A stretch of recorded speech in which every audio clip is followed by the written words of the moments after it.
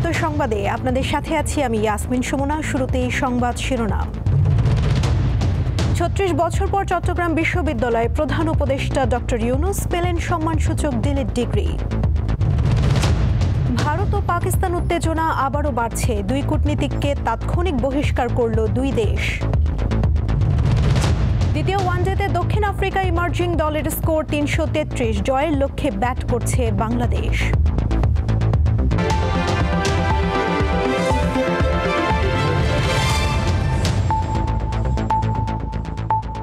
এবারে বিস্তারিত। চট্টগ্রাম বিশ্ববিদ্যালয়ের দেয়া সম্মানসূচক doctor of literature delete degree গ্রহণ করেছেন প্রধান উপদেষ্টা ডক্টর মোহাম্মদ ইউনূস। বুধবার চট্টগ্রাম বিশ্ববিদ্যালয়ের পঞ্চম সমাবর্তনে ডক্টর ইউনূসকে ডিলিট ডিগ্রি প্রদান করে চট্টগ্রাম বিশ্ববিদ্যালয় কর্তৃপক্ষ। ৯ বছর পর আজ অনুষ্ঠিত হচ্ছে এই সমাবর্তন। এবারের সমাবর্তন বক্তা অন্তর্বর্তী সরকারের প্রধান উপদেষ্টা ডক্টর মোহাম্মদ ইউনূস। একসময় চট্টগ্রাম বিশ্ববিদ্যালয়ে শিক্ষকতা করতেন ডক্টর ইউনূস। সমাবর্তনে অংশ নিতে ৩৬ বছর পর চট্টগ্রাম বিশ্ববিদ্যালয়ে গেলেন তিনি। প্রধান উপদেষ্টার উপস্থিতিতে সমাবর্তনে অংশগ্রহণ করতে পেরে আনন্দিত শিক্ষার্থী ও শিক্ষকরা। সমাবর্তনকে ঘিরে চট্টগ্রাম বিশ্ববিদ্যালয়ে উৎসবের আমেজ বিরাজ করছে। মাননীয় উপদেষ্টা নোবেল বিজয়ী অর্থনীতিবিদ প্রফেসর মোহাম্মদ ইউনূসকে আমাদের প্রধান উপদেষ্টা আমাদেরই একজন হয়ে এখানে আসছে। This is really really amazing. ওনার হাত থেকেই সার্টিফিকেট নিব বা সমাবর্তনটা ওনার কাছ থেকে পাবো, সো এটা আমরা খুবই ভালো লাগছে আমাদের। বাবা মাকে নিয়ে এখানে এসেছি, একটা প্রাউড মোমেন্টে এসেছি। আমার কাছে মনে হচ্ছে খুব ভালো। অনেকদিন পরে শিক্ষক ফ্রেন্ডদের সাথে দেখা হচ্ছে, তারা তাদের ফ্যামিলি নিয়ে আসছে, পরিচিত হচ্ছে, খুব ভালো লাগছে। এত দেরি করে হচ্ছে এই জিনিসটা, আরো কাছাকাছি সময় হলে হয়তো বা সবাই অংশগ্রহণকারীর সংখ্যা আরো বাড়তো। চট্টগ্রাম বিশ্ববিদ্যালয়ে আছেন আমাদের সহকর্মী রুবায়েত হাসান, সেখান থেকে সরাসরি যোগ দিচ্ছেন তিনি।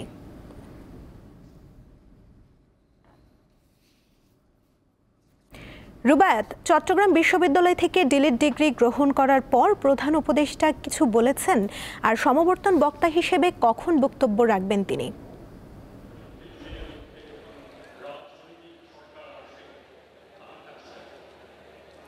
নিশ্চয়ই সুমনা, দুপুর 1:55 নাগাদ এই সমাবর্তন স্থলে এসে পৌঁছেছেন মাননীয় প্রধান উপদেষ্টা ডক্টর মোহাম্মদ ইউনূস, যিনি এই বিশ্ববিদ্যালয়টির সাবেক অধ্যাপকও বটে। একই সঙ্গে তাকে বলা যায় যে সাদরে গ্রহণ করেছে তার বিশ্ববিদ্যালয়, এবং তিনি আজকের এই পঞ্চম সমাবর্তনে প্রধান অতিথি হিসেবে বক্তব্য প্রদান করবেন এবং তিনি সমাবর্তনের মধ্যমণি বলা যায়, তাকে সম্মানিত করেছে তারই বিশ্ববিদ্যালয় চট্টগ্রাম বিশ্ববিদ্যালয়। এবং এই মুহূর্তে বক্তব্য শেষ করেছেন মাননীয় শিক্ষা উপদেষ্টা সিআর আবরার। তিনি জ্ঞান বিকাশে এই বিশ্ববিদ্যালয়ের শিক্ষার্থী শিক্ষকদের অগ্রণী ভূমিকা পালনের কথা বলেছে। ফিরে যাচ্ছে একটু পেছনে। আজ সকাল 9টা নাগাদ বন্দরনগরী চট্টগ্রামে এসেছেন মাননীয় প্রধান উপদেষ্টা ডক্টর মোহাম্মদ ইউনূস, এবং তিনি এই মুহূর্তে তার বক্তব্য প্রদান করবেন। আমরা হয়তো তার বক্তব্য আপনাদের দেখাতে পারবো।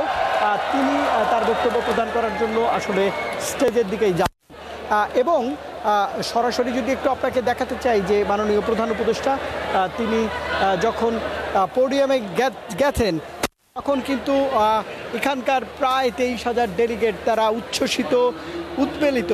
তারা তাদের এই মাটির সন্তান ডক্টর মোহাম্মদ ইউনূসকে স্বাগত জানাচ্ছেন, এবং সকাল থেকে কয়েকটি উন্নয়ন প্রকল্পে তিনি অংশ নেন, এবং এরপরেই আসলে এই সমাবর্তনে যোগ দিয়েছেন দুপুর নাগাদ, এবং 2 ঘন্টার এই আয়োজনে তিনি বিকেল 4টা পর্যন্ত এখানে থাকবেন এবং দিনের সূচি শেষ করবেন আসলে বলা যায় যে সন্ধ্যার পরে।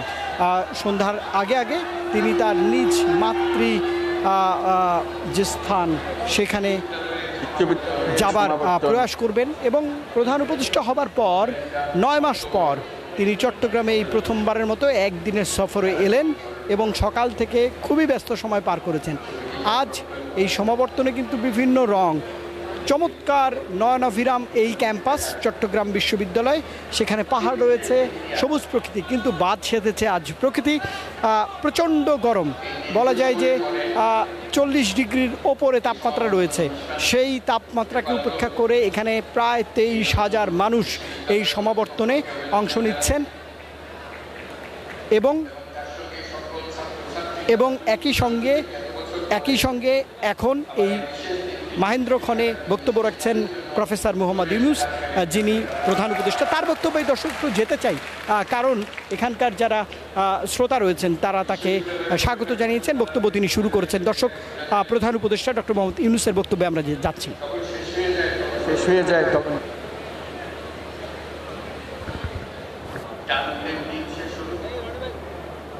জীবনের একটা বড় অধ্যায় শেষ হল, নতুন অধ্যায় শুরু। আমার ব্যক্তিগত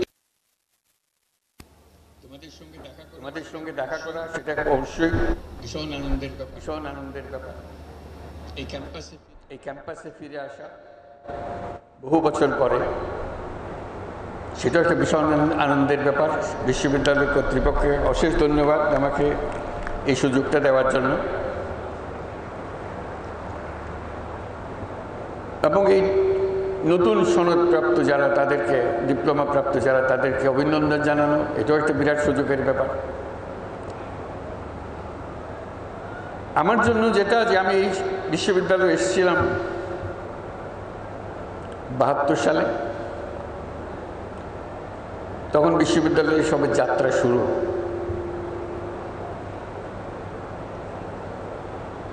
শিক্ষক হিসেবে দায়িত্ব নিয়েছিলাম, কিন্তু তখন বুঝতে পারি নাই কি পরিবর্তন হতে যাচ্ছে আমার ভেতরে। অত্যন্ত উৎসাহ সহকারে শিক্ষকের দায়িত্ব পালন করছিলাম। এর মধ্যে 74 সালে বিরাট দুর্ভিক্ষ এলো, সবকিছু ওলট পালট করে দিল। মনের মধ্যে বহু জিজ্ঞাসার সৃষ্টি হলো। মনে মনে ভাবলাম, সারা বাংলাদেশের দুর্ভিক্ষ ঠেকানোর ক্ষমতা আমার নাই, কিন্তু আমি চেষ্টা করতে পারি একটি ক্ষুদ্র অংশের, এই বাংলাদেশের একটা ক্ষুদ্র অংশের যদি আমি কয়েকটি পরিবারের দুর্ভিক্ষ ঠেকাতে পারি, সেটা আমার জন্য বড় তৃপ্তির বিষয় হবে যে আমি একটা কিছু করেছি। সেই কারণে নজর পড়ল পার্শ্ববর্তী গ্রাম জোবরা। কি করব জোবরাতে? সারা দেশের হাহাকার, জোবরাতে কেউ তখনও মারা যায়নি, কিন্তু অবস্থা কাহিল। মনের মধ্যে প্রশ্ন জাগলো যে বিরাট জমি পড়ে আছে সামনে চট্টগ্রাম বিশ্ববিদ্যালয় আর জোবরার মাঝামাঝি, এখানে তো অনেক ফসল হওয়ার কথা, তাতে তাদের সারা বছরের খাওয়ার সংস্থান হওয়ার কথা। জিজ্ঞেস করলাম, বলে না এখানে হয় না, ফসল হয় না। কেন হয় না? বলতে বৃষ্টি না হলে তো ফসল হবে না। আমি তখন রাউজানের উদাহরণ দিলাম। রাউজানে তখন সবে মাত্র ইরিদানের চাষ শুরু হয়েছে। আমি যে রাউজান তো আমাদের থেকে বেশি দূরে না। বলে আমরা তো জানি না এগুলো। তাহলে তা হতে পারে। তখন আমি বিশ্ববিদ্যালয়কে জিজ্ঞেস করলাম, বিশ্ববিদ্যালয়ের ভূমিকা কি? যদি জ্ঞানের ভান্ডার যদি বিশ্ববিদ্যালয় হয়, এই জ্ঞান পার্শ্ববর্তী গ্রামে উপচে পড়ে না কেন? তারা জানে না কেন? কেউ কোনো সদুত্তর দিল না বা দেওয়ার চেষ্টাও করলো না। তখন আমি চেষ্টা করলাম যে এদেরকে চাষের দিকে আগ্রহী করা যায় কিনা। তখন বললো যে পানি তো নাই। রাউজানে পানি আছে, এখানে তো পানি নাই। ডিপ টিউবওয়েল তখন সবই এসছে দেশে। ওদের ডিপ টিউবওয়েল আছে, আমাদের ডিপ টিউবওয়েল নাই। বহু চেষ্টা তদবির করে একটা ডিপ টিউবওয়েল বসালাম। কী হবে? এখানে শীতকালে চাষ হবে। অবিশ্বাস্য একটা কাণ্ড, শীতকালে চাষ। এটা মানুষের ধারণার ভেতরেও নাই। শীতকালে কী করে চাষ হয়? লোকের ব্যাখ্যা ছিল শীতকালে যদি চাষ করার বিষয় থাকতো তা আল্লাহ তাহলে শীতকালে বৃষ্টি দিতেন। আল্লাহ শীতকালে বৃষ্টি দেয় নাই, যেহেতু শীতকালে ফসল করার কথা না। আপনি জোর করে আল্লাহর হুকুম উল্টিয়ে দিয়েন না। তা আমি বলতে থাকলাম, ডিপ টিউবওয়েলের ব্যবস্থা করা হলো, ফসল হলো। পরবর্তী বছর যখন আবার চেষ্টা করলে বলে যে না, গত বছরের যে ফসল হয়েছে সেরকম তিতা ধান পেয়েছি আমরা। তিতা কেন? বলতে এত মারামারি করছি এই ফসল নিয়ে, এই বলে আমার এত দিতে হবে, এই বলে আমার দিতে হবে, আমরা নিজের ভাগ নিজে পাইনি, পানির ভাগ। একজন বলল যে এবার আর চাষ হবে না, ডিপ টিউবওয়েলের চাষ হবে না। পাশে একটা 12 মাসা ছড়া আছে, ছড়াতে পানি আছে, আমরা ছড়ার পানি দিয়ে করি।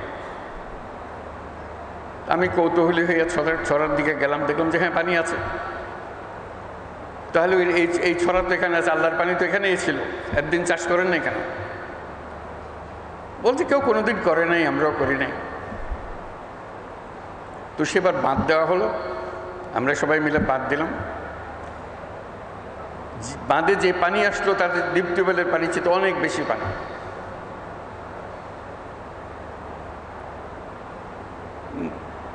নতুন শিক্ষা লাভ হলো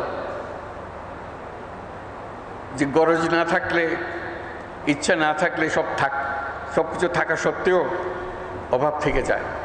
পানি আছে, জমি আছে, চাষ করা যায়, কিন্তু কেউ করে নাই কোনোদিন, আমরা কেন করব? একটা শিক্ষা লাভ হলো। এর ফলে জন্ম লাভ হলো তেবাকা খামার, সেটা দিয়ে আমাদের যাত্রা শুরু। তেবাকা খামার চাষ করতে গিয়ে যে সমস্যা হলো, ইরিধান চাষ করতে হলে লাইন ধরে রোপা লাগাতে হয়, আর এমনি ধান লাগাতে হয় ছড়িয়ে দিলেই, বীজ ছড়িয়ে দিলেই ফসল হয়ে যায়। এখানে কষ্ট করতে হয়। তা বলে তো কষ্ট করবেন, খাবার যখন খাবেন কষ্ট করবেন না? বলে না, বেশি কষ্ট। অদ্ভুত একটা মানসিকতা। তখন আমি ছাত্রদের নিয়ে বসলাম যে তোমরা সাহায্য করো, আমরা সবাই মিলে মাঠে নামি, আমরাই রোপা লাগানোর জন্য সুতা ধরবো এবং চারা লাগিয়ে দেব। যারা সে আমলের ছাত্রছাত্রী আছে তাদের মনে আছে, দলে দলে তারা মাঠে নামলো, লাইন করে চারা লাগালো।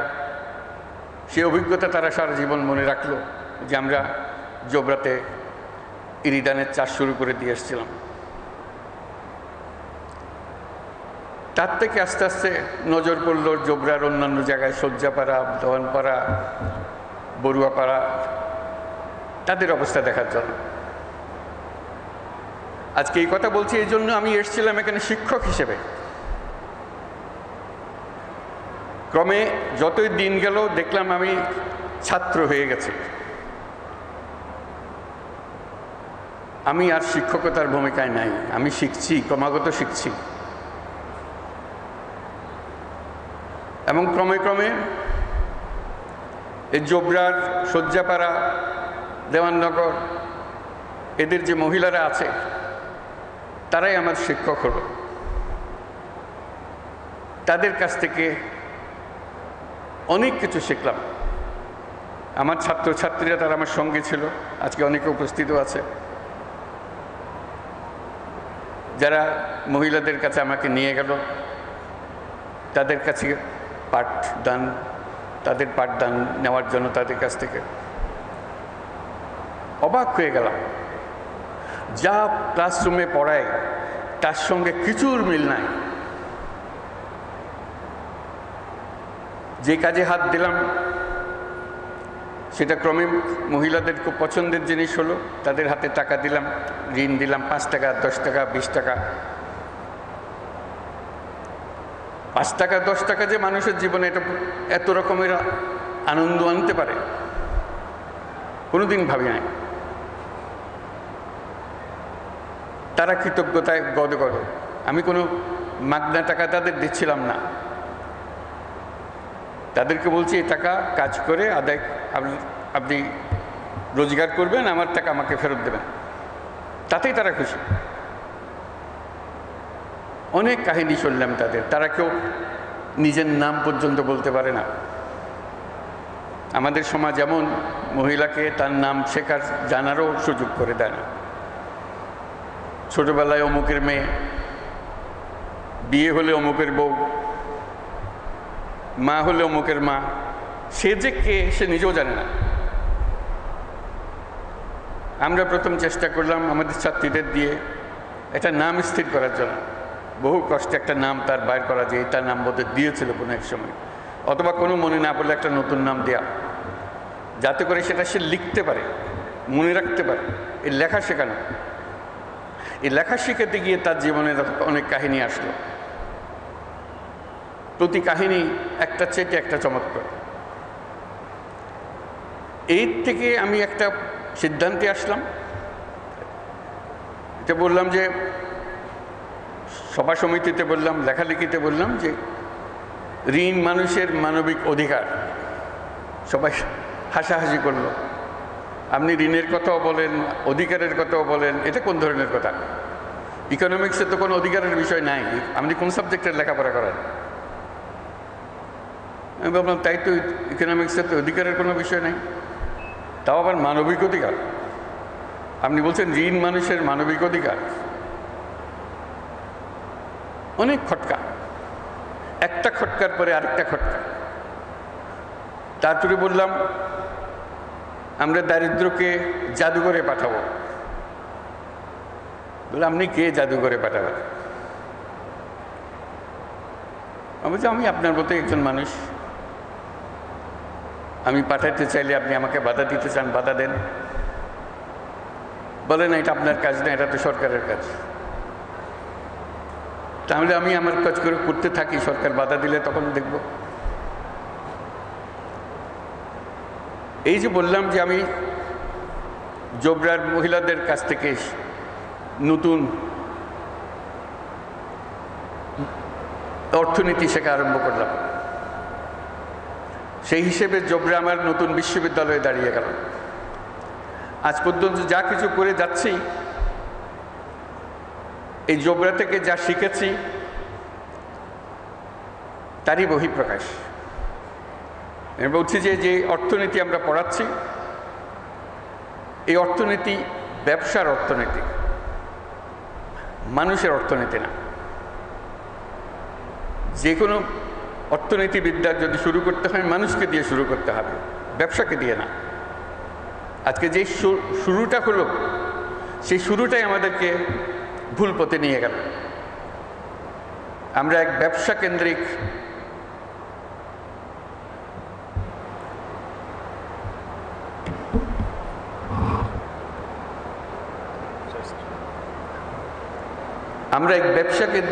সভ্যতা গড়ে তুললাম।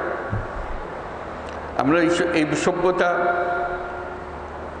আত্মঘাতী সমস্যা, আত্মঘাতী সভ্যতা, এটা টিকবে না। ওই যে নতুন বিশ্ববিদ্যালয়ে আমি পড়াশোনা শুরু করলাম, সে নতুন বিশ্ববিদ্যালয়ে আমাকে বলল যে এই বিদ্যায় পৃথিবী ধ্বংসপ্রাপ্ত হবে, এর থেকে রেহাই পাওয়ার কোনো উপায় নাই। তখন আরও বড় আকারের জিনিসের মধ্যে ঢুকলাম, বললাম যে আমাদেরকে নতুন সভ্যতা করতে হবে। আমি ভাবলাম যে এটা বললে তো আমার সহকর্মী যারা আছেন, যারা অর্থনীতি পাঠদান করেন, লেখালেখি করেন, তারা আমাকে তো অনেক আগেই এমনি ত্যায্য করেছে, একেবারেই শেষ করে দেবো, যেটা এর সঙ্গে আর বেশি কথা বলার দরকার নাই। কিন্তু ওই নতুন শিক্ষাপ্রাপ্ত যে ছাত্র, আমার মাথায় সেটা রয়ে গেল যে আমাদেরকে আবার নতুন সূত্রে যাত্রা শুরু করতে হবে। যে অর্থনীতির ভিত্তি হবে মানুষ, যে অর্থনীতির ভিত্তি হবে তার ভবিষ্যৎ পরিকল্পনা, ভবিষ্যৎ চিন্তাধারা, কীভাবে সে নিজেকে আবিষ্কার করবে, আবিষ্কার করার প্রবণতা, এবং তাকে